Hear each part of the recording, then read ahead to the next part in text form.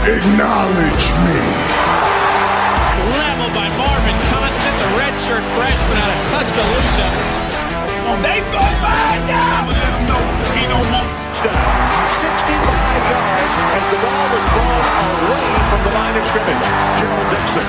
Hey, you forgot my book. And you proper. Ladies and gentlemen, we here a little bit later than usual, but you know what? We're worth the wait, or at least I tell myself every Tuesday night before going on air. Let's go ahead and get this party started. Hit that like button, hit that subscribe button, live chat. Need to hear from you tonight. We already had some folks talking earlier today, so I think this first topic is going to get you rolling. But also, if you're watching the replay, I want you in the comment section below showing us love there. I'm your host, Justin Riley. But before we get started, got to give a shout out real quick to one of the folks who help us keep the lights on here at the Bama Standard, Limestone Company. The link is right there. You see it on the screen. Have you ever dreamed of having beautiful natural stone in or around your home? Don't settle for subpar materials. Check out Limestone Company's selection of natural stone products to meet all of your project needs. Limestone is located in Aniana, Alabama, and is one of the oldest, most trusted sources in the state. So contact them today. Tell them we sent you by using the promo code the Bama Standard to receive 10% off your first order. Yes, I did say Aniana correctly. But anyway, we're not here for that. I got an all-star panel tonight. Headlines by the 1999 All-SEC linebacker when Ric Flair said, to be the man, you got to beat the man. And he's still that man. Ladies and gentlemen, Marvin Constant. Hey. We're here. We here. And then down below, Mr. Controversy, who's also been named as the eye candy of the network. At least that's what he said in the memo he sent me. But he's the host of the opening kick on Monday nights, but he's also with us here on Tuesday. He is the champion of Galettes, Daniel Pettey. Yeah, I guess smoke's rubbing off on me on those Mondays. That controversy is just picking up. I'll he's not here tonight, so I guess I'm gonna have to pick up his slack. I think you've been around him long enough to be able to carry on in his footsteps and in his absence. But just above him, a man who's been on hiatus and witness protection. I'm not sure why, but we pulled him out of the no man's land that is North Dakota. He's back with us, the senior analyst of the Bama Standard, Stephen N. Smith. Who's on mute? He's on mute. Whoa, I'm back. And Here, bring it on. No longer witness protection, freedom. I had to buy my way out, but I bought my way out. I had to buy my way out. I'm free. I'm free at last. Free at last. Thank God Almighty. I'm free at last. Look, Dr. K. Look now. All right. Stephen, we had to let you know that we missed you. And that's Marvin's way of telling you, man, we had an empty void in our hearts because you were gone. You know what? I have a newfound respect for Marvin because Uncle Marv, that cloud engineer workman that you do, I got a healthy respect for that now, man. It ain't easy running IT stuff. Well, thank you, brother. I appreciate it. Glad to have everyone here. See the chat is going wild. Listen, we got a great show tonight. Got some controversy coming your way, but before we do all that, we got a fantastic guest here. When you're naming one of the best players in Alabama history, especially if you're looking in the 90s, that Gene Stalling squad, there's one name who could not be left off any list, even though he was on a recent episode of Top 5 Safeties. We'll get to that. But this man in 2 years was two-time All-SEC. He was an All-American. He had three interceptions versus Georgia, one of which was a pick six. And in 2 years, 12 career interceptions. One of the baddest dudes to ever play in that Bama secondary. Ladies and gentlemen, give it up for Kevin Jackson. What's going on? How you doing, man? What's going on? Brother, man, glad to have you here, brother. Even though we couldn't get your technology quite where we needed to be, but your voice will be enough of a profound impact. But yes, you're sir. Appreciate you having me. Man, always glad to have family back on screen with us. Before we get going, Kevin, real quick, you got the K7 Foundation, and y'all have been busy here as of late. I saw recently you did some stuff with Trent Richardson. Tell the folks what that's about and then how they can get involved before we really get things winding up here. Yeah, my foundation is K7 Foundation, and we raise money for ALS, and just trying to get money back to Kerry Goob and his family for different things they need: wheelchairs, computers, medicine, most important medicine, and paying bills. And we give $20,000 to $30,000 to those guys every year, and to for my golf tournament. Thank you, Marlon, for showing up last year and having. I hope you had a great time. I hope you had a great time, man. We try to do a good job, man. We try to raise money, and then we try to, during Christmas time, we get 4 or 5 families that are not able to give kids Christmas, and we buy Christmas presents for the kids. And this year, I'm gonna put a scholarship in my sister's name. She died when I was smaller, so I'm gonna do a $1,000 scholarship in her name for a senior that's going off to college. And that will be it, brother. Good stuff. Yes. Well, Kevin, let us know how we can partner with you. I know you have live events, but you just mentioned a few things that's going to be happening in the future. Let us know how we can help as far as receiving donations. Give us a date. That way on the show that week, we can dedicate that show to your event and see if we can get some donations coming in and help some folks out who are in need. Yeah, and my golf tournament this year will be July 11th. We have a meet and greet at Buffalo Wild Wing on July 10th from 6:30 to 10, and all the players will come down to eat free. Buffalo Wild Wings will set them out to eat free.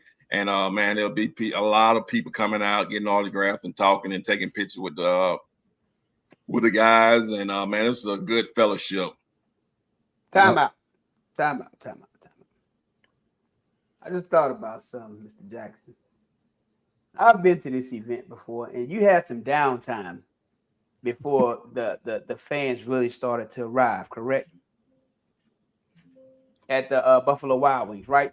Because you know everybody was setting up, and I was there because I got there early. So I believe in being early. He got there 2 days early, madam. Wait a second. Wait, hold on. I was time out, Justin. Wait a second. No, I heard something profound right here, Marvin. Hold on, Marvin Constant showed up early somewhere. Justin, hold on. I got there day early, yes, because of work. But this is what I'm saying to you, KJ. With that time before everyone gets there, I noticed you had about a 2-hour window.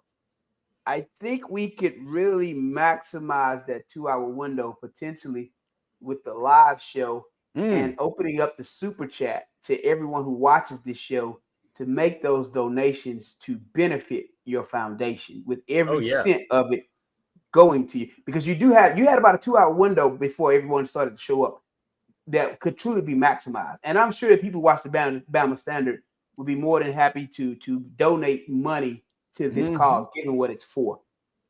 That would be a good idea, man. I like that idea, and I like that that going online, going live, where we at Buffalo Wild Wings, and try to get some money. And it like you said, it's not about us. It's about ALS patients and Kerry Goob and his family. And man, it's a great honor. You are correct. And for that, I want the super chat from today to go. So anybody who want to donate super chat today to go to the K7 Foundation that benefits our brother, Mr. Goob, please put it in the super chat today. Light it up. Let's let Alabama legend Kevin Jackson walk away with something that will truly not only benefit, Kerry Goob, but others who suffer from ALS. So put it in the chat tonight, people. Yeah, very rarely ask for the super chat, but if you got it tonight, let it roll. I appreciate that, guys. And we'll definitely put it towards a great cause. And I know Marvin probably just drove around in a golf cart and drank. Well, he could do that, and I'll actually hit golf balls.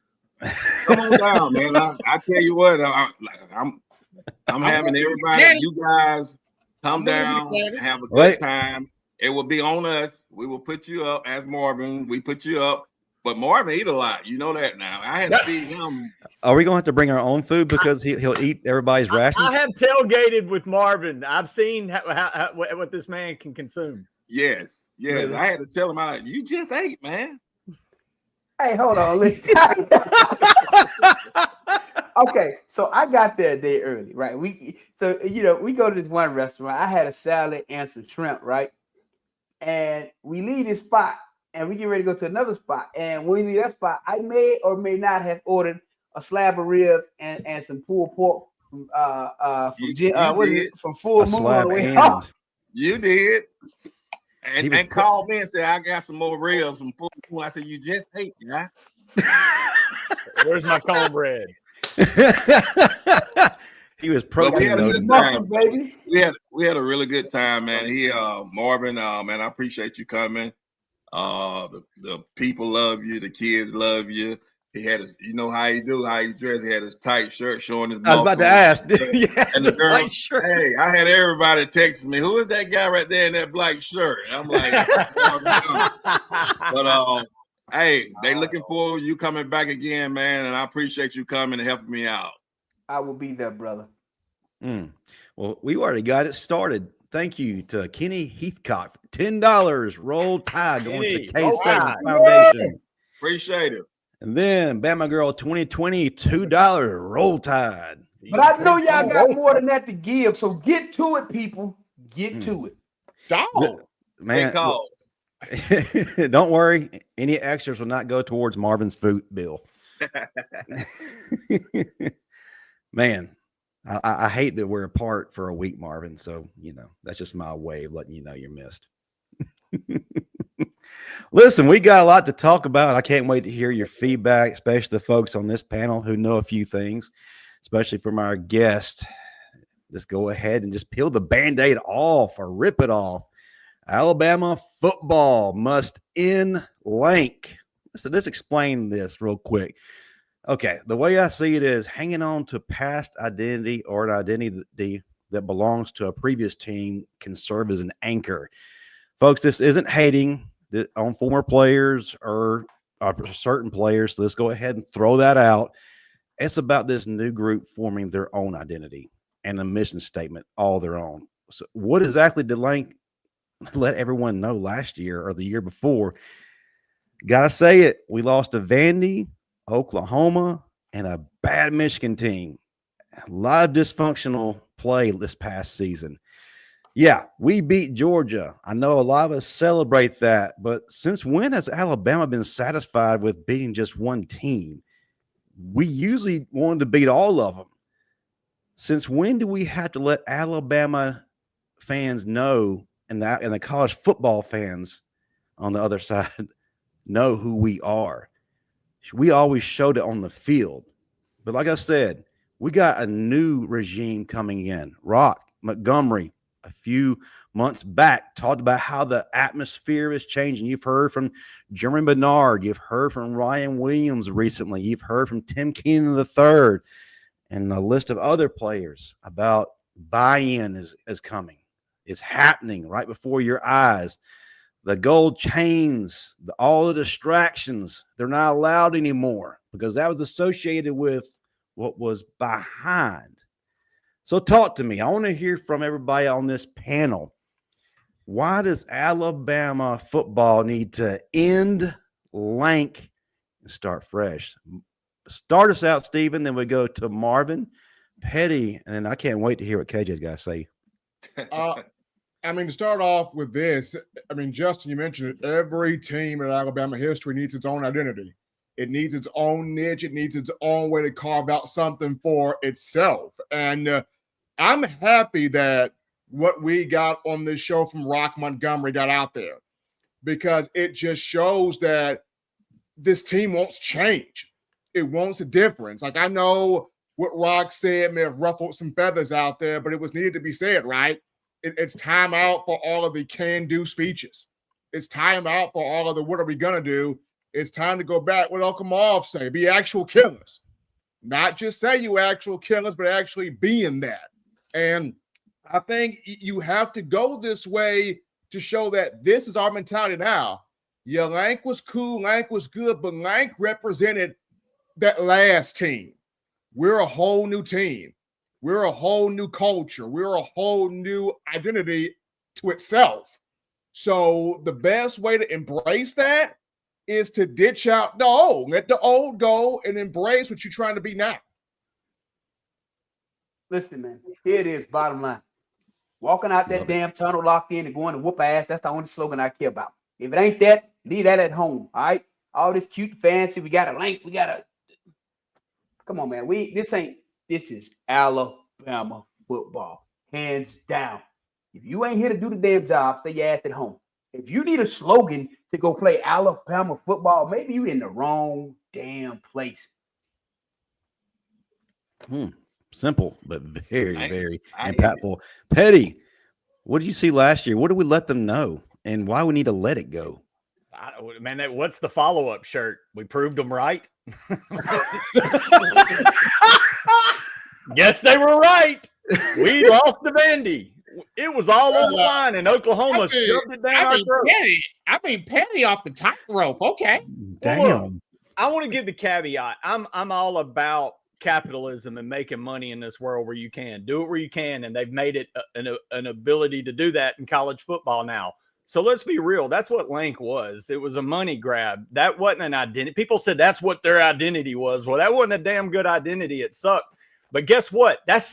I guess we've completely lost sight. Like most of us didn't grow up in the Bear Bryant era. We grew up, our first notable moment of Alabama football was 1992. And if I'm from Jackson, Mississippi, and it wasn't like Alabama where it was Auburn or Bama or nothing. In Mississippi, there was Ole Miss and State predominantly, but you had LSU had fans. TV, Well, we got new. They would send us transcripts and throw them rocks and tell us what was happening outside the world. But we did know was in Miami, there was a movement. In Florida State, there was a movement. And most of the kids that weren't fans of Ole Miss or State were fans of those schools. And before that 92 game, that's all you heard on TV was that mouth chirping from Miami. But guys like Curry, Copeland, Ralph Staten, my boy Derek Oden from Hillcrest High School, T, Langham, they were just sitting there listening. And Alabama talked with their pads. And at that moment, it reverberated that Alabama don't talk with their mouths. They talk with their actions. So all that Lank shit was just a bunch of shit that was there to make money. It wasn't Alabama football because Alabama football is about winning. And they didn't even prove anything with it. Let a naysayer know. They let nobody know nothing. Like nothing. It's time to go. And me and Smoke kind of got on this last night. Every program, when a coach comes, it's a weird mix. You got your old team, your Saban guys. Then you got your Washington transplants. But then it takes that one recruiting class that's not Washington, that's not Saban, that's Alabama. And that's what this has got to be. It's time to forget Lank, forget the Saban. It's time to become Alabama again. That was powerful.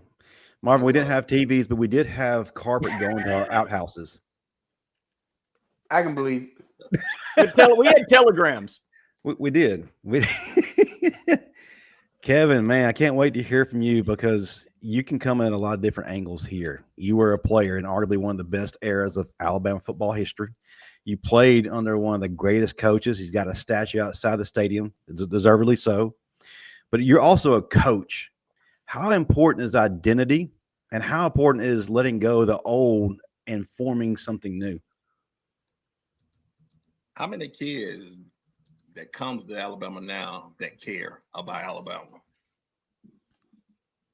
How many kids that comes to Alabama just for running out of that tunnel as a kid when we used to run out, and that's what it means for us? Mm-hmm. How many kids come there just for money or just to say they played at Alabama? Right. It's all about team. It's all about running out of that tunnel. It's all about focus on one thing. And we wasn't focused. We wasn't focused. We was about showing the fans, about dancing, it's about showing the fans, about talking and flipping and shooting hoops and all that. And it was crazy, and like you said, we never talk. We always go out and play hard. and don't say a word. We played with our helmet and shoulder pads, and we had fun doing that. And we had a lot of guys that understood what it means to be an Alabama football player. These guys don't understand that. They just coming because of the past and all the national championships. We was there because we wanted to be there. We loved Alabama, and we grew up loving Alabama, and we grew up wanting to play at Bryant-Denny Stadium and wanting to win the championship. That's what we played for. All the other stuff we could care less about. We had our group of guys, our teammates, and we fought for each other every single day. And it was fun and it was brutal. But at the same time, man, we loved each other. And every game we went out like we hated each and every opponent. It was just Auburn. It was each and every opponent. Today now, I don't even think the kids even know how bad we supposed to hate Auburn. How bad that game's supposed to be. How bad Tennessee's supposed to be.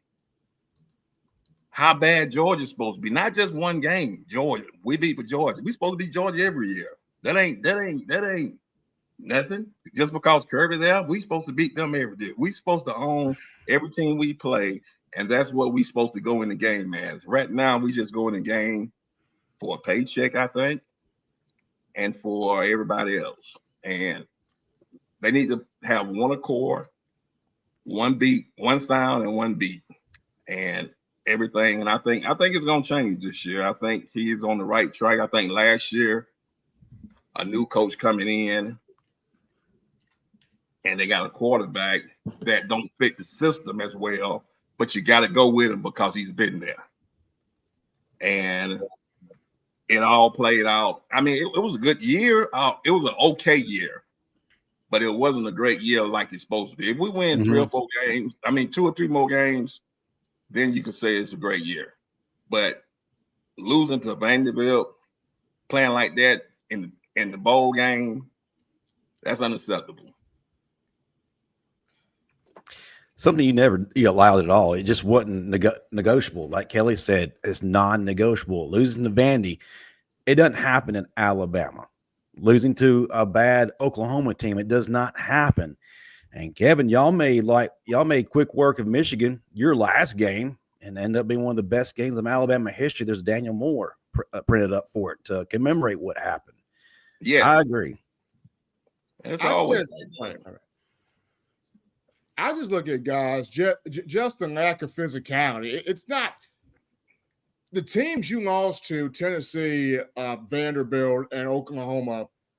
That sucked. That's what not Tennessee, Vanderbilt, Oklahoma, Michigan. Yes, that sucked.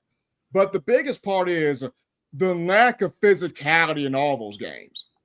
Like the fact that you allowed yourself to get beat up by Vanderbilt. Yeah. The fact that you allowed yourself to only score 3 points against Oklahoma. The fact that you allowed yourself offensively to not even show up against Michigan. And the fact that Tennessee, that's a rivalry game. Like you should want to win that game and puff cigars in Tennessee's face. Oh, yeah. Like you should want to do that. Like I remember, prior to the game, Reuben Foster just knew he was going to beat Tennessee. Reuben Foster smoked a cigar at halftime. Like Reuben Foster was in the bathroom smoking a cigarette at halftime. Yeah, that was Newports, not cigars. Well, the point being, Reuben knew he did win to the point to where at the half he taking the Newport down. Then he go back out on the field and still give the Josh Dobbs that whole Tennessee offense. But the thing about it, a lot of these kids, they don't understand the relevance of Alabama football in terms of complete domination. One example of complete domination is you go back and you look at Alabama versus LSU in Baton Rouge. I think it was a 30-year stretch where LSU never beat Alabama in Tiger Stadium in a 30-year stretch. Like that's a level of domination that these kids don't understand. Because again, they grew up in this Instagram, TikTok phase where everything is instant gratification. Do the work. On the field, on the field, weight room, meetings, everything. You have to come together as a team. And I think that's, again, that me culture, with that me culture, you're never going to get that. So I'm really hopeful that, this length thing just goes away and they can get back to the team concept and get back to complete domination. They got the pieces there. Now, again, the SEC is a completely different conference now with these 16 teams. So it's not as easy as it used to be, but you have the pieces there to make a significant run at an SEC championship and the playoff. Yeah, without question. And I saw come. Go ahead, Kevin. When was the last time we was a physical? Before Scott Cochran left. Bingo. After Coach Cochran left, it went to trash. It did. Because you know why? He was the catalyst to the Bama factor. They can say whatever they want about Coach Cochran, but he drove that team. I was gonna say the same thing. We haven't been physical on and off, on defense and offense since Cochran left. Period. It's gone down with Saban. When it was Saban his last couple of years, it went downhill on both sides of the ball. Okay, you got to understand. Hold on 1 second. One second. You got to understand something, man. The thing that Coach Cochran did, man, because I was there, I seen it, often, man. It is mental warfare. He programmed them with that mental warfare. So when they finished with him, those kids thought it was nothing that they couldn't go out here and do, because Coach Cochran had them so mentally plugged in and just believing they could run through walls. Going to play football was easy at that point. And that's the thing. There at the end of Saban's tenure, you had guys like Will Anderson, like Dallas Turner, who were super freaks, but you just had those guys. Back in Cochran, every guy on that defense was a damn heat-seeking missile in his own way. But it was Cochran guys, but not just that. Bama had generals, 5-star generals as coaches on both sides. Yes, you had Cochran, absolutely, but you had Bo Davis, who could pull it out of a defensive player. Like, Bo Davis could pull it out of you. Like, he had a way of doing that. You had Sal Sunseri, who I call the Italian Mafia, who knew how to pull it out of you. You had Kirby Smart, Jeremy Pruitt, that could pull it out of you. And then guys offensively, you had Mario Cristobal and Bobby Williams, Burton Burns, that knew how to get it out of you. Losing those types of coaches, but not being able to replace them with higher caliber, if not the same caliber, that's hurt. Absolutely. But let's look at the positive side of things. The folks who are talking now, the players who are talking now, we're closely associated with them. Tim Keenan, Jaden Roberts, Rod Montgomery. They're not players who are just giving Sunday school answers and giving the politically correct answers at the press conferences. These are guys who do the work. We talk to them. We know that they are living the life they're preaching about. And that's who's leading this team now. We lack leadership the past few years, and that's one of the things that we are begging for.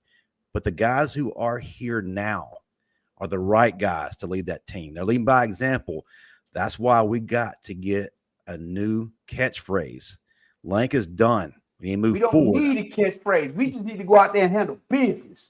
And go back to what Marvin mentioned, and like you mentioned, Justin, the guys that are leaders now, what I like about these guys is they need no extra. They just want to go out there and work. They need no extra.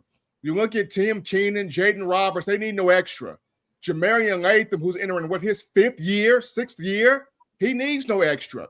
You look at James Smith, he needs no extra. Jeremy Bernard, he don't need any extra. These guys just want to go out here and smack folks up. They need no extra right now. And even the guys that are limited in spring ball, like Deontay Lawson, who's out recovering from a leg injury, he want to be out there so bad. He don't need any extra. He just out there taking the mental reps, but he don't need no extra. So the guys that are back, these are guys that they don't talk, period. Mm-hmm. They just work. Like, they don't need anything extra. They just say, look, man, just give me the raw meat. I'm a pit bull. Let me tear this junk up and go about my day. And what's really exciting, guys, we're getting it from the young players who are coming in. the early enrollees. They're already starting on that path. So no more catchphrases. If you want to have a catchphrase, if you want a T-shirt printed, won't we just say we're still Alabama and leave it at that? Not Marvel. We don't need catchphrases. It is football. Okay, let's get to why we are here. Okay, listen. You don't come to Alabama to be a student athlete. You come to Alabama because you're an athletic student. Let's be real clear about that. All right, come here, get to the business. Great way to put a bow on this topic. Real quick, we got another super chat to get to. And as a reminder, folks, if you didn't hear earlier, every super chat given to us tonight is going to go to the K7 Foundation to benefit ALS. So rest assured that your money is going to a great cause. But Tom Parker's got $20 coming the K7 Foundation's way. He says, roll Tide. Thank you so much, brother. We're always glad to have you in the audience. Appreciate it. Yes, sir. Yes, sir. All right. So now let's start talking about some things. We hear a lot of chirping right now in terms of spring football. Well, let's talk about that chirping. This kind of divided up into three different layers. In terms of the media, you got the BS, which they'll generate just to get clicks. You're seeing things here as of late, promoting this player and that player. This quarterback is doing great one week. This quarterback is surpassing him the next week. And then you also got the media that the football program is pushing out to keep hope alive. Then the third part is where we want to dance, the actual truth. So let's talk about BS versus reality. The quarterback situation right now. Let's go ahead and talk about it. Ty Simpson is the guy. I was going to say right now, he is the guy. He is light years above everyone else. The battle is between Austin Mack and Keelon Russell. Not to take anything away from them. Ty is taking command. He's hitting every route in the route tree. He's throwing on time. He's throwing guys open. He is that dog right now. He is commanding this team. He's taking advantage of this opportunity. Steven, talk to me. Tell me the reality. Let's leave out all the BS. What are you hearing about Ty? The reality is it's Ty's job to lose. That's the reality. It's Ty Simpson's team. I mean, that, like I said, I got from a source close to the situation. This was like a month or so ago before spring practice. Ty told the folks, I'm not leaving without a national championship. I'm not leaving here without one. This is Ty's football team. It's on him. It's on him. The battle right now is who's number two between Key Russ and Austin Mack. Austin Mack heated up this last week of practice, and I expected that. Why? Because he knows Ryan Grubb's offense. Come from Washington, he already had a leg up on what the offense entails. So that's the conversation right now between Key Russ and Austin Mack. But QB1 right now is Ty Simpson. The guy's athletic. He's making every pass in practice. The command that Ty has in his offense is crisp. He's got crisp command. And the big thing is he can run that zone read extremely well. But he doesn't have to go to it because they're going to use his backs. But if there was a point where they would like to use that zone read, Ty is more of an athletic enough to get that done. But Ty, you get him in a room, he's going to tell you, we got running backs. I don't need to do no zone read. We got Jam. We got this guy, Richard Young, this other guy. I'm going to get to these backs. But Ty is more of an athletic to run the zone read. There's another part. Let's talk about the defense a little bit. Marvin, you said one of the concerns you've had is up front. Well, we know a few of the players that are on the team currently, right? Well, I talked to him last night.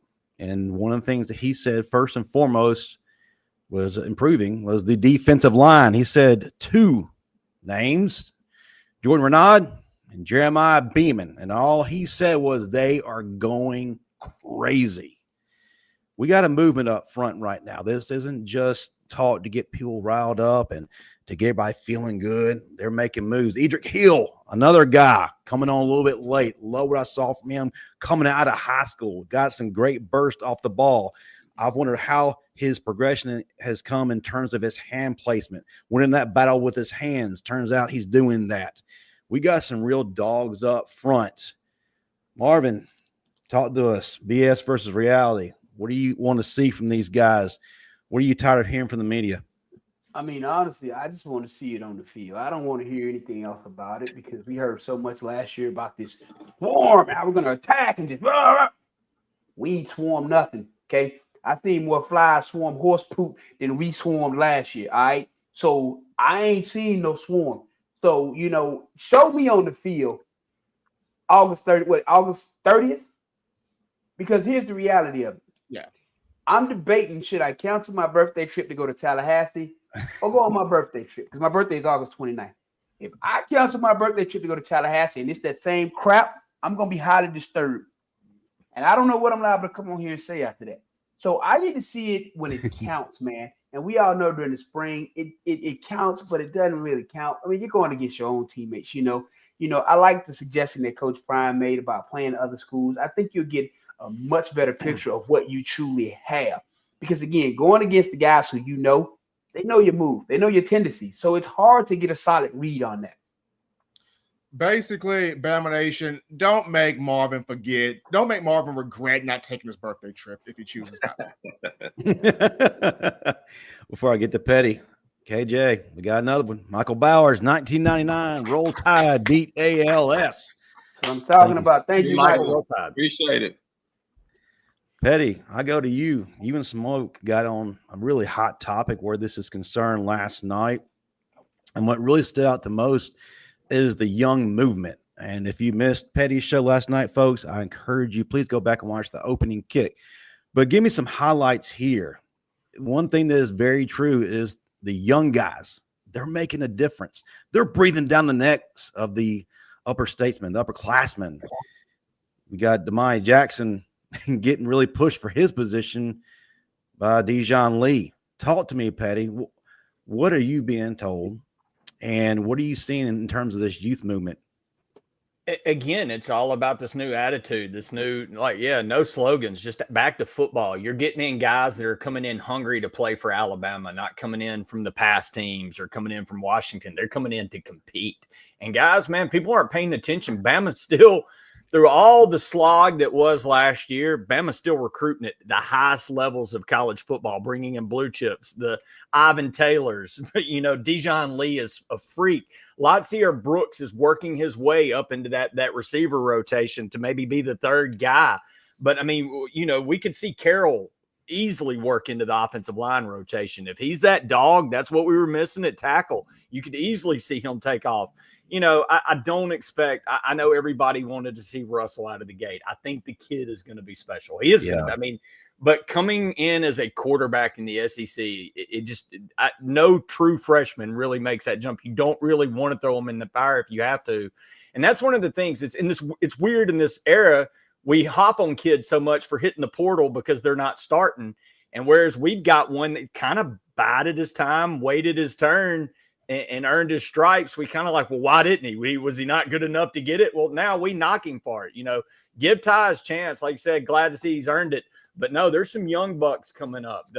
AK Deer, man, look out for this kid from Mississippi. We know how those running backs come running out of that state. They're running to get out, and then they're running to run. So I knew you'd like that, Marvin. But, man, look for a kid like Ivan Taylor. The thing is, this Bama secondary was so young last year and learning, but then you got kids like Ivan Taylor comes from a pro. His dad is an NFL guy. He comes with that mind. Holy F-Rom C-I. KJ, Kevin Jackson, look at this, brother. F-Rom, $100.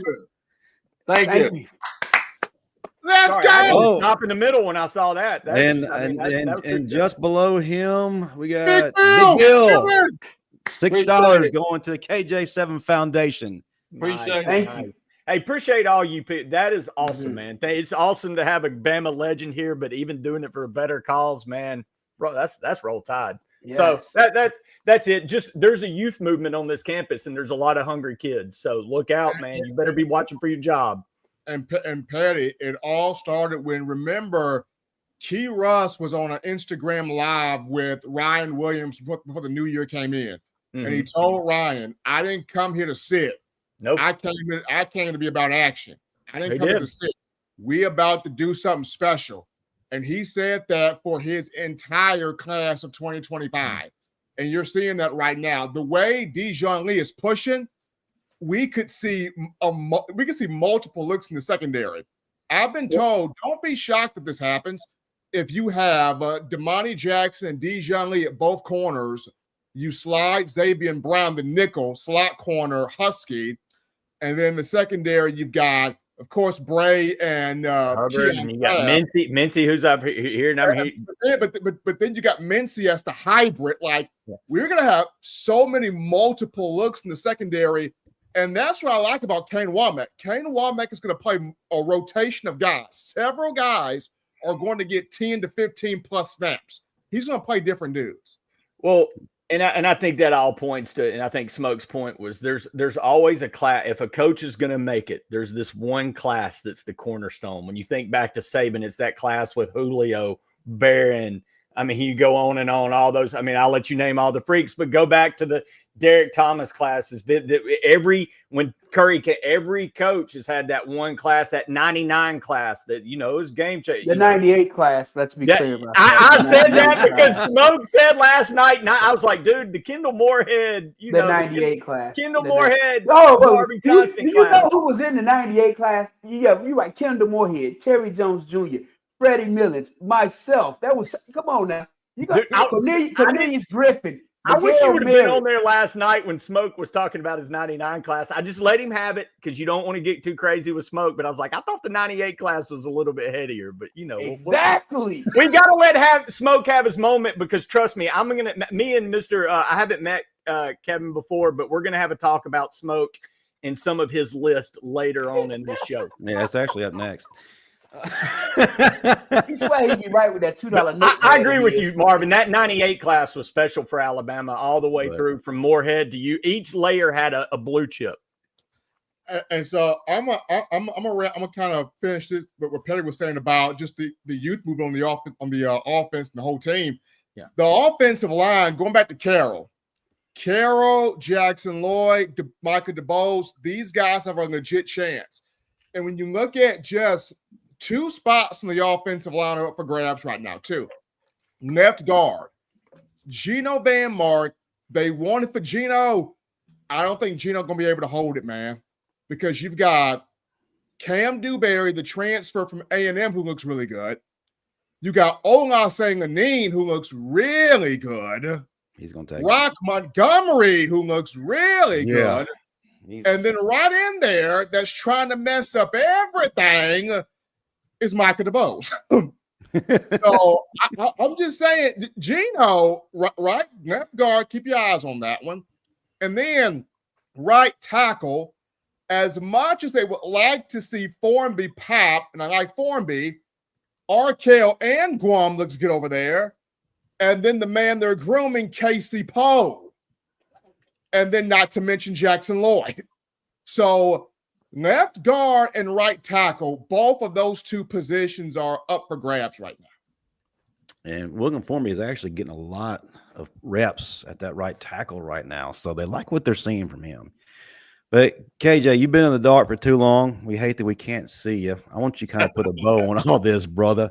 It's all right. We're seeking reality, right? So I want to know from you as a player, what you're projecting, what you were trying to project to your coaches in the spring. And then as a coach, what you're looking for to really set your team apart.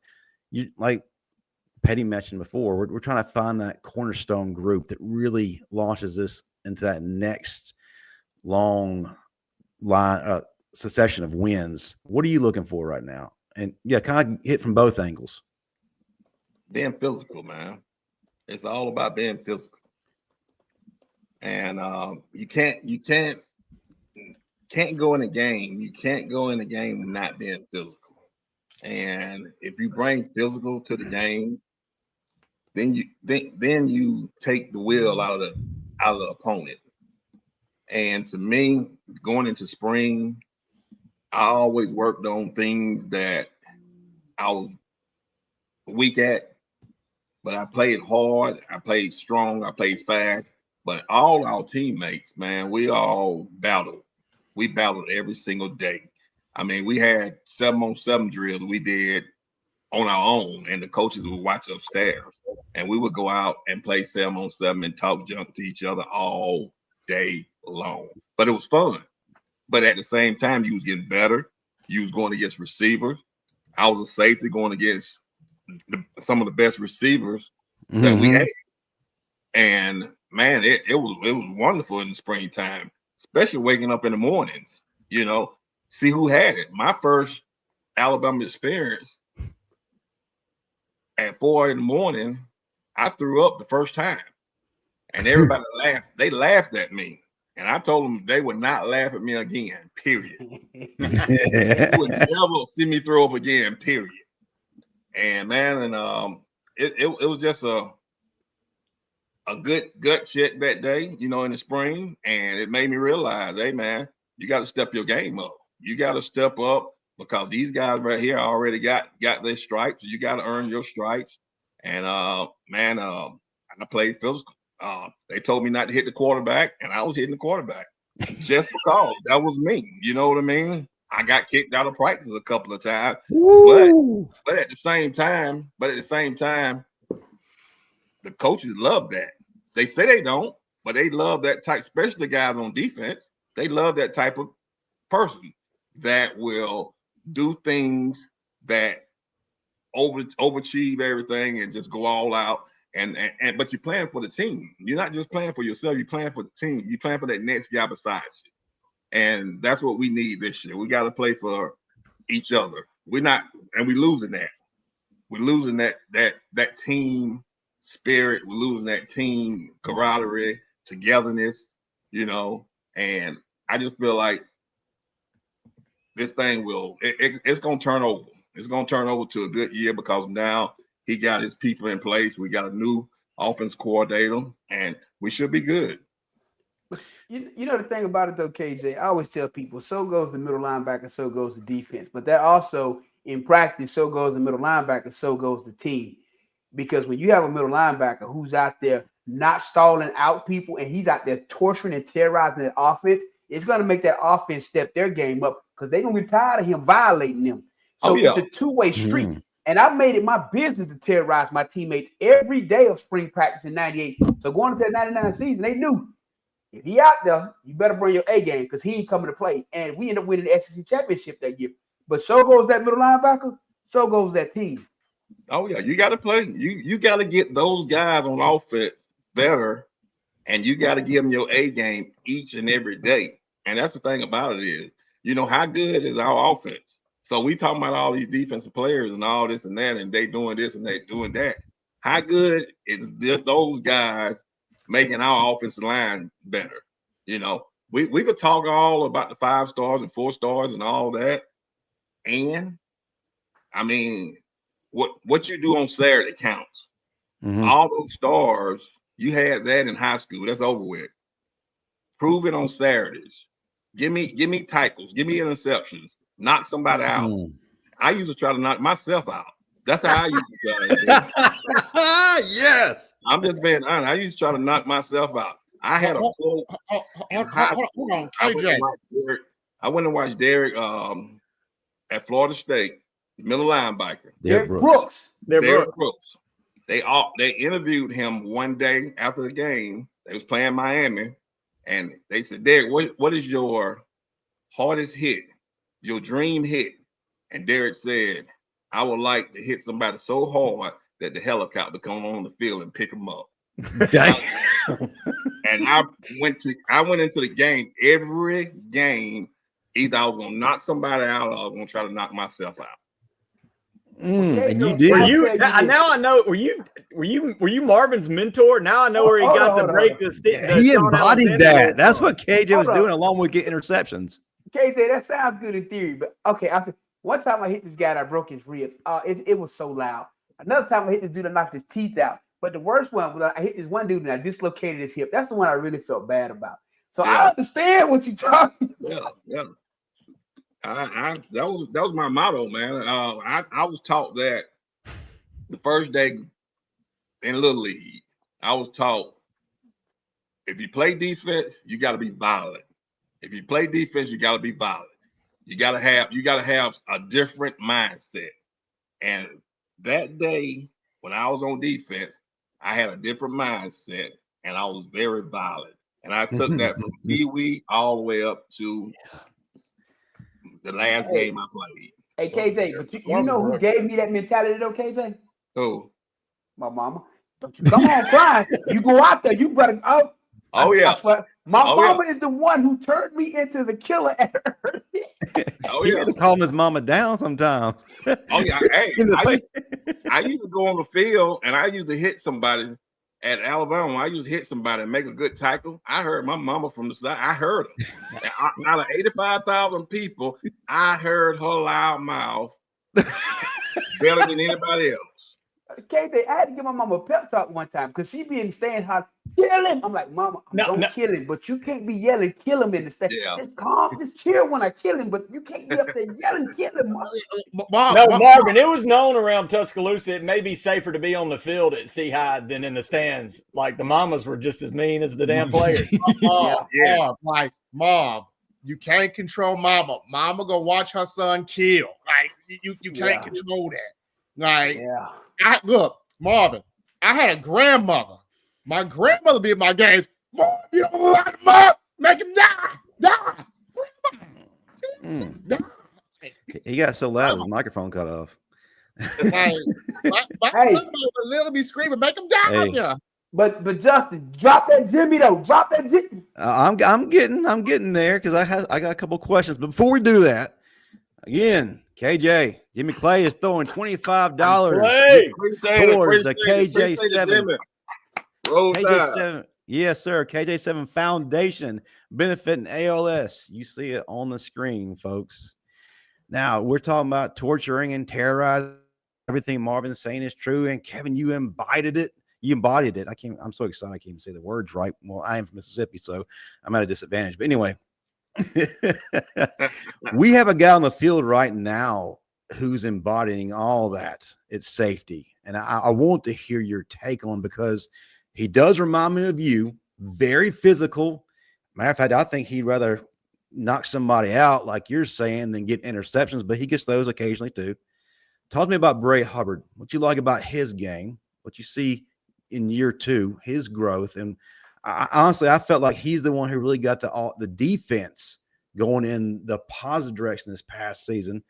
Talk to me about him, what you like about his game, what you see from him, and then I got a question for Steven. Well, I like everything about him. He's physical. He knows what he's doing. He knows the defense. That's the key. When you know the defense, man, you can run around and do anything possible. And knowing where the ball at. And he's just a freak that knows where the ball at and know how to tackle. And he reminds me of a lot of me coming up around the ball. He always around the ball somehow. Yep. Coach Oliver told a reporter that I was good and I was around the ball, but a lot of times I wasn't in the right place. But it was just being an athlete, just being that type of athlete, that knowing what this guy, the other team, was going to do. But when I first seen that kid play, and when he first came in, he was energetic and he was physical and he was around the ball trying to make plays. But you know what that is, KJ? You weren't in the wrong place. It's called instincts. Yeah. Very good. Yes. You were in the wrong place, KJ. You're always picking it off, so that was the right place. Wrong place. You led the SEC in interceptions. That's 2 years in a row, KJ. 2 years in a row. You gotta know Coach Oliver. But you know the thing about it, a lot of people don't understand how instincts, man. When you just have true high football IQ and instincts, man, a lot of times, man, you may have all the right keys. You might see everything you need to see, but your instincts will tell you to do something different. And most of the time, that instinct is always right. Exactly. I was going to say, how good would you have been if you'd have been in the right place? What'd you have, 14 interceptions? Hey, man, Langham always go back and forth on that, man. I always tell him, I said, man, if I was there 4 years, I would have broke your record all day long. Yeah, you would have. You had what, 12-2, right? Yeah, and he tells me, he said, you always had somebody over the top of you. That's why you got the interceptions. He said, be at my position and be by yourself and see how many interceptions you get. So that was a good investment right there with him. You should have asked him how many times you had to save him. Somebody had to save him for guessing, though. Oh, yeah. He can tell y'all about all the times he had to save him. All right. To wrap this little segment up before we start talking about what our guest truly did at Bama. I mean, we already have, but we're going to continue the fun.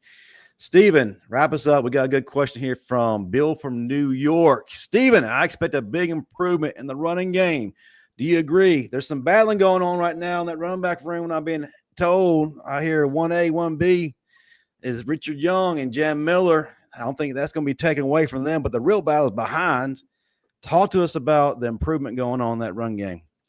I think the main thing is you're not, and no, in all respect to Jalen Milroe, you're not going to have a quarterback taking all the carries. I think that's the big thing that right there. You're not going to have that. Once again, Ty Simpson's athletic. He can run the zone read. But not having a quarterback take the pull and take every carry is going to greatly benefit these running backs. Now, these guys can do a little bit of everything. You got Jalen Milroe, who can run, who can catch, he can block.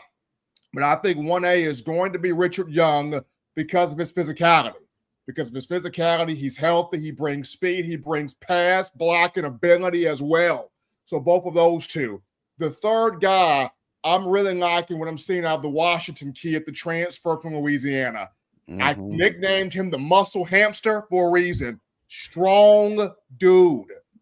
Very built dude. Can go into the tackles, can stretch, run to the outside. He's got top end speed. Power dude, though. Kind of packs a punch there like Marvin a little bit. No, you said muscle hamster. So does he have like a gut or something? I'm just trying to visualize it. I saw Marvin's face contort when that was. I've never seen a muscle hamster. What does that eat? Okay. Think Maurice Jones-Drew. Okay. That ain't a muscle hamster, though. That's exactly what I thought when I saw Jones-Drew for that. That's a muscle hamster. That is. Yeah. I didn't think that about Dennis Riddle. What do you think, Kevin? Think Maurice Jones-Drew and picture the Washington kid Jones-Drew light. Okay. Yeah, that's what I'm saying. That's what I'm saying. So you got him. I like what he's doing. And then you look at Daniel Hill, who's wearing that number 4. I like him. Kind of starting to look a little bit like Brian Robinson. Daniel Hill's dropped the baby fat. He had a lot of baby fat. Mm-hmm. He's dropped the baby fat. He has muscled up. So all that bad weight he carried into camp last year, he doesn't have it now. So he's really taken to that conditioning, the body transformation. You know all about that, my guy Marvin. You coach that. You developed that. The body transformation, Daniel Hill's taking that. But I wouldn't say anybody's built like Master Splinter, though. My God. Anyway, and then you got Kevin Riley, who's built no more power to put with his speed, and AKD, who can do a little bit of everything out there on the field. You got 6 dudes in one room. Yeah. So we know Young and Jalen Milroe are your first 2. That number 3 spot's going to be fun because any one of these guys can take it. I think Washington ends up getting it because of the time on tax that he has and the experience he's got coming over from Louisiana. But any of these guys can take that 3 spot just based on what they all bring. Love it. Love it. Love hearing that. Real quick, we got to give us love here to our other sponsor. Listen, your game day is never complete without a title towel. Not just a football, not just a day, but Bama is dancing right now in the Sweet 16. Support your Alabama Crimson Tide by getting your title towel today at www.whitwellsports.com. Enter the promo code STANDARD to get you a nice discount courtesy of your favorite Alabama network, the Bama Standard. That's right, folks. Get your title towel today. All right, KJ, let's talk, man. What's going on? You're one of the best to ever do it. And I think Pettey's got a question to lead us off with, so I'm going to let him have a little bit of fun. But I said this at the very beginning of the show. A couple of your accolades. Let's talk about this again. Remind everybody, if you didn't hear, this was in 2 years. 2-time All-SEC, All-American, 3 interceptions versus Georgia, which I believe is still a record for a game. One of those was a pick 6. Still seeing you picking that off from Hines Ward. Beautiful. 12 interceptions in 2 years.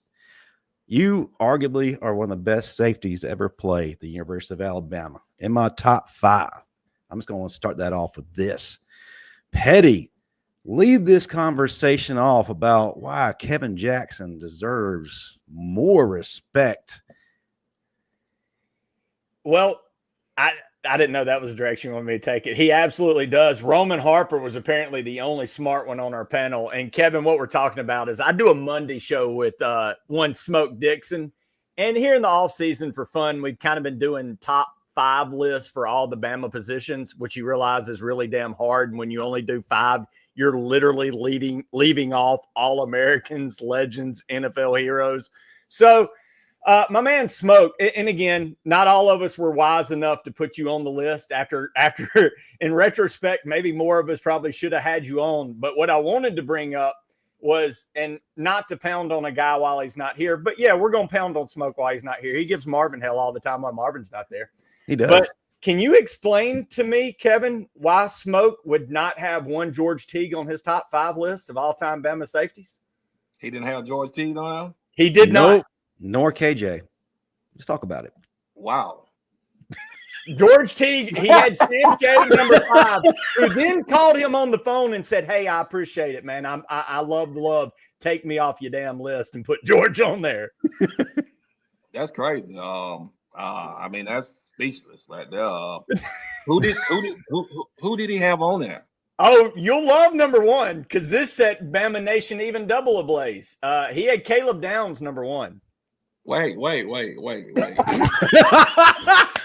what? Yep. Oh yeah.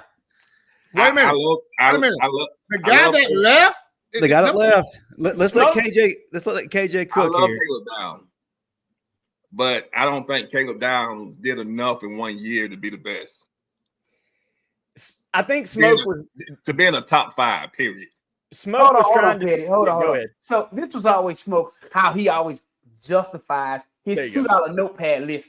Well, if I'm building a team, this is who I would draft based upon this, the intangibles. No, who did what when it counted?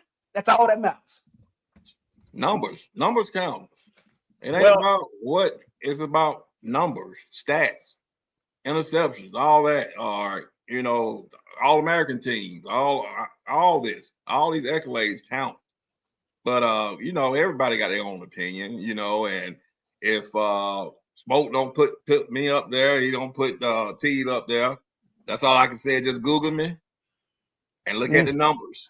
And if anybody had more numbers in 2 years than I had in 2 years, then I don't need to be in your top 5. Now, your numbers were up there with Teague. Teague had 6 and 6 his junior and senior year. Yeah, you were Kevin. I'm gonna put you on the spot. Who would you have your top 5? Oh, you did put me on the spot. Yes, sir. Welcome back. Hot seat. I'm not even gonna go there because it's so many guys, man. I know if top, like you said, 5 guys, and I leave out one, and then somebody tell me you forgot about him or whatever, then I feel bad, because I want my respect the same way everybody else want their respect. That's right. You know what I mean? So, well, KJ, don't feel bad because I asked Smoke who makes the best top 3 chips, and he said Chips Ahoy. So clearly something is off, okay? I really don't know. Who was the best, cookies or chips? I really don't know Smoke. I don't really know Smoke, but to leave George T out, he got to be great. I will say, I think his wife gave it to him. Sam Shade gave it to him. I think he finally, on the show, he did admit, all right. He conceded. I concede. I will take Shade off. George Teague is now on my list after enough heat. So give me his top 5. His top 5, I believe, was Caleb, Minka. Minka was 2? Wait, no. Wait. No. It was Caleb, Marlon Humphrey, Minka. Who was 4? I know that 5 was Teague. 5 was Shade, then Teague, and then 4 was Harper. He had Roman Harper. Roman Harper was on it. He left Langham off too. He had we did safeties. cornerbacks. We did safeties. Well, see, and that's and Kevin, that's where you talk about doing while we went to 5, we did cornerbacks first, and we did a top 10 list, and it wasn't really controversial enough to get all the fans. We want to, part of it's getting the fans fired up, talking about their favorite guys, whatnot. But like you said, when you do 5 at Alabama at any position, you're literally leaving off legends, especially at defensive back. Linebacker, the defense end. Yes. Oh, linebacker was just as hard. Yeah, the linebacker is very hard. But the thing is, we got to take a time out. KJ, hold that thought 1 second. Justin, get the bill first. We got a couple of folks here. Hold on a second. Oh, wow. KJ, open the bank, sir. Okay. First, we got Jimmy Clay again with $29. I believe in Team 29. And then just below him, the queen of the Bama Standard Network, our favorite, Kelly Weathersby, $49.99. Thank you, Kelly. And she says, in honor of my uncle Bruce Payton, who passed from ALS and was an enormous Bama fan. Thank you, Kelly. Please, special roll tide, Kelly. Hey, please get her number so I can reach out to her. I got her number. I'll pass it along. Kelly, you cool with that? That's awesome.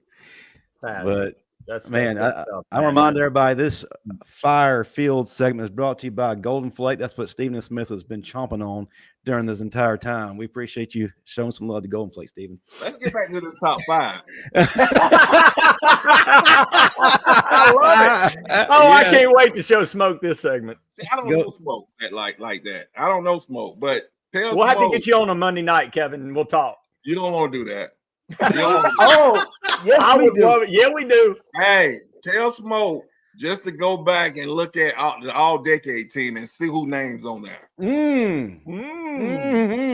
And then when he looked at it, tell him to let me know then.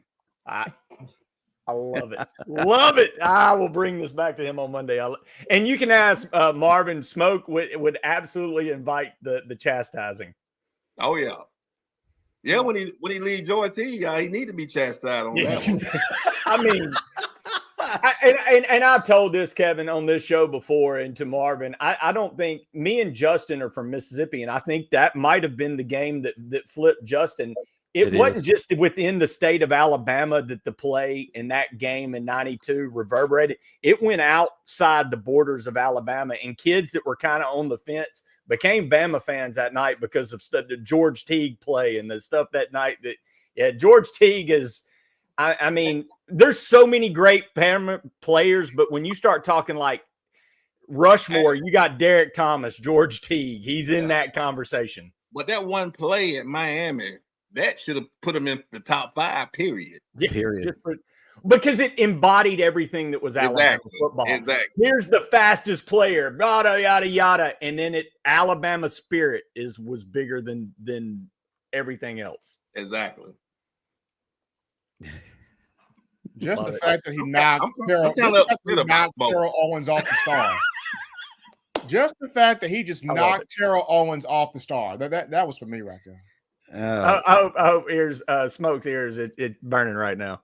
Real quick, Big Bill, another $6 coming towards the K7 Foundation. Thanks for a great show. This is going to be a different, better team this year. It better be, man. I can't keep losing money. Oh yeah, that's where it is right there. It all comes back to that. and this segment goes back. It's brought to you by Marvin's financial advisor. Win the money. Win the well, you know, the running back room is deep. Don't start with me. Win the money. My gosh. Hey guys, I so appreciate this, man. I had a great time with you guys. And guys, if you let me know if you want to come and join our family golf tournament, our celebrity golf tournament on July 10th It's a meet and greet at 6:30 p.m. in Dothan, Alabama at Buffalo Wild Wings. And the golf tournament is at Robert Trent Jones in Dothan. So, guys, let me know you guys coming. I'll get you some rooms. I'll get you free food. We'll have a great 2 days together. Marvin, appreciate everything you did when you came last year, man. We had a great time. The fans love you. The kids love you. And man, I enjoyed you for the 2 days you were here. And 3 days. 3 days you were here. And man, I'm looking forward to you guys coming back. Bring somebody, bring the other guys on down.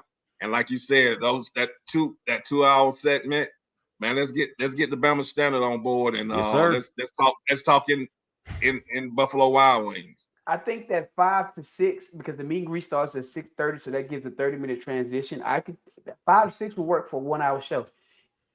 You just got another super chat. Bam. Yeah, hold on, KJ, before you dip out and I send you off the right way. Don Parker, $20. You know, I'm not saying anything about the team until game day. BALS RTR. But Kevin, man, it's been too long since we've had you on here. But whenever we have you on here, it's always special. And I brought you here for a reason. I want to give you your flowers. That's why we posted what we posted the other day. And there's no one, I believe, who deserves more respect from you. One, not only what you did at Alabama, but when you were told no, that you can never play again after a horrific injury, you told the whole world, I ain't stopping. And you came back. And not only did you come back, but you dominated. You went to junior college, played linebacker, killed it. Now you're in the Junior College Hall of Fame here in Mississippi. You go to Alabama, and in 2 years, I'm going to keep saying it, 2 years, 12 interceptions, 2 years all SEC, 1 year All-American. You're arguably one of the greatest players to ever do it, man. Thank you so much for what you've done for Bama, what you're doing to fight against ALS. Man, you're the GOAT, brother. Tell the folks how they can find you. And we'll go around the room. Oh, man. Thank you guys, man, for having me on. Thank you for even put my name in the category with any guys that's top 5 or top 10 or whatever. I'm just honored to be there. You know, if anybody say anything about me, I'm honored. And man, it was a blessing. It was a great man. And I wouldn't change that for the world to be playing at the University of Alabama. That was my goal. That was my dream. And man, I took full advantage of it and had the greatest time ever. And I appreciate Coach Stallings for even giving me the opportunity to come, because he could have quit on me a long time ago.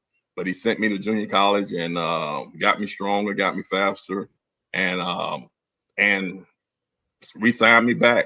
And so, man, I owe everything to him, just for the opportunity to play in front of 85,000 people that love the university, man. And I cherish that to my grave, you know, because, man, I bleed crimson and white all day long.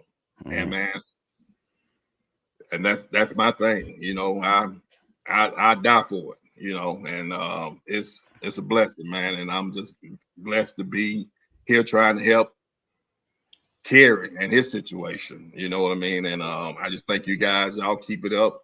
I had a blast this time. I always have a blast with you guys. Well, we love you, brother. Yes, sir, we love you.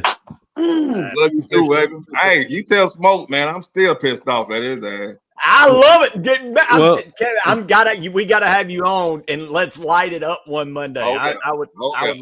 Matter of fact, if you want to, you can come back next Tuesday. Just saying.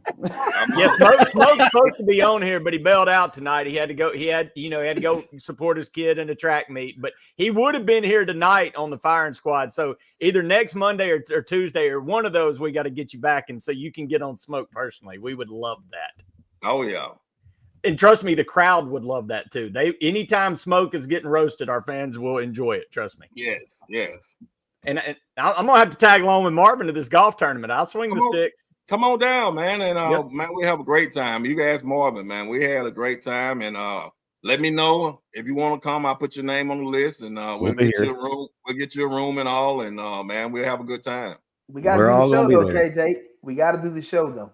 And I think it's a great way to actually highlight some of your guests. And the beautiful thing about this is you have guys. I met guys there who played at Auburn, some guys who played at Georgia, guys who played at Arkansas. So it wasn't just Alabama, Auburn. I met guys who played from so many different schools that were there last year. So, you know, we get some of those guys on the show, spotlight them, man, just highlight the whole event, man, as a whole. I would love to have been there to see you and Takeo Spikes chopping it up. Man. Like Thor meeting Hercules. Anyway, let's go around the room. Let's tell folks how they can find you. Marvin, start us out. Then we'll go to Stephen M., then down to Daniel Pettey. It's Instagram, Constant45. X, just put a 1 after the 5. Constant451. Stephen M. You can find me at Coaching M. Smith on MySpace. No. X and Coach M. Smith also here, Bama Standard, and Pale City, you know, with Coach G and the gang. Yeah. And where can people send you some more of those golden flakes that you were chewing on? Goldenflake.com. Pettey, you're quite a busy man on this network. Man. Find me at Pettey_Daniel on Twitter and then all over this network. Monday nights with my guy Smoke. I'm gonna try to get Kevin on there so we can have a roast session of Smoke. We'll get Marvin on that night too, because I know he'll just want to be there to laugh and eat popcorn.